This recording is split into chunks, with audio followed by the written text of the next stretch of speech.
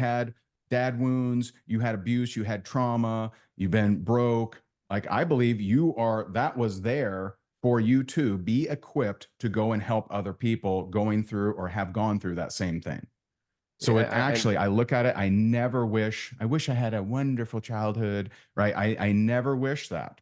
I'm grateful for it because it created in me, like this reticular activator of who can I help, right? Oh, I can resonate with them. I can relate with them. They'll connect with me. And I just wouldn't trade that for anything. I find that fascinating, and I really relate to it. Last night I spoke at the University of South Florida to several, I would say probably a couple hundred students, and the topic was supposed to be, what are the business, what kind of business to start. It was about what types of startups are going to do well.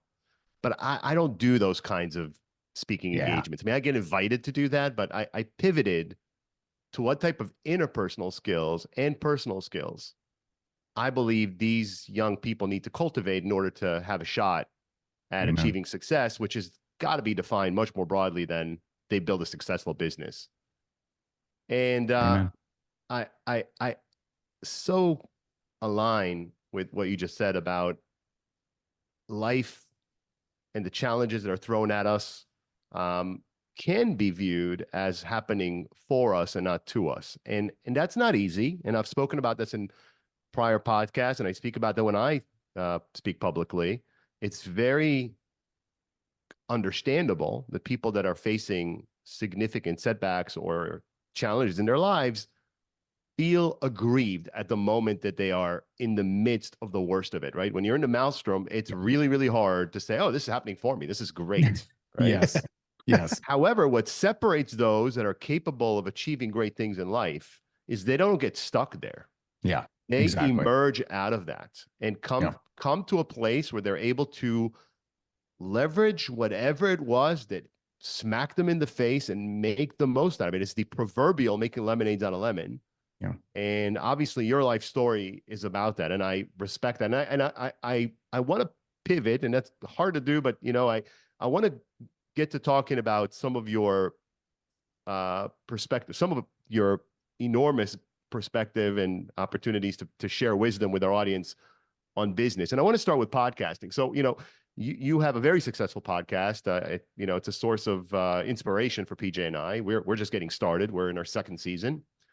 And we have a goal. Our goal, and people that listen to the podcast probably have long ago recognized that what we're here to do is not to glorify people. Not that we're not trying to knock people down, but our objective is to demystify entrepreneurship, help people realize that successful people are not some super species that somehow are above the challenges of everyday life. They're mortals. I'm a mortal, you're a mortal, and so is every successful person that walks the earth.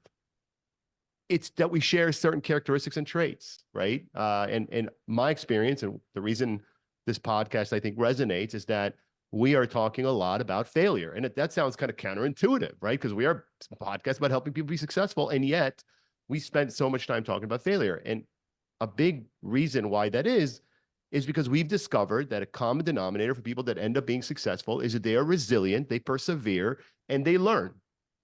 And failure is not an end game, it's a midway point, right? So on your podcast, Home Business Profits, and as PJ mentioned, over 10 million downloads. For those of you that don't know what that means, that is a staggering number. That's a lot. What is your goal? What is your goal? What are the core themes you're trying to communicate to your audience? Okay. So I am probably the worst podcaster to model. I'm just going to say that. Okay. Now you tell. I think our podcast probably has the most downloads and the worst execution that exists in the podcast world. Right now, we've been going a long time. I started that. I think it was toward the end. I think it was toward the beginning of 2015, I believe. Okay. So it's been going a while.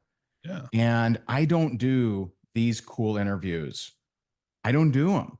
I do a lot of live videos, and my team takes them, puts the audio on the podcast. Terrible model. It's not great. This is a better model. What you're doing is better. I'm telling you. I'm telling you. Um, what I do, include in the content that does go on there is good. I mean, I do believe in my content, but as far as the model and the example, it's not great. It's not great. Um, a year ago in November, I came to Christ, and this is important for your question, and so I didn't grow up in the church, didn't know one verse, none of that.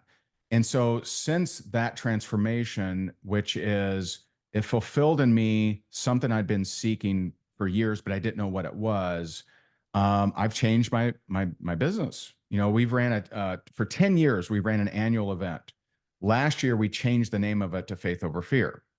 And so my tagline now is I teach faith-based mindset leadership principles that work. Okay. So I mix scripture into all of the different trainings, Proverbs, and different business biblical principles into sales, marketing, mindset, leadership. And the way that God wired me is He made me I am either absolutely obsessed about something or completely repulsed by something. Like I do not play golf. Like, to me, to calculate that many hours, I don't want to do it, right? And that's just me. But I am obsessed with learning. I'm obsessed with, I'm in the Bible every day, et cetera. And so the content that goes on there mixes in vulnerability, faith, and business principles. That's really the three.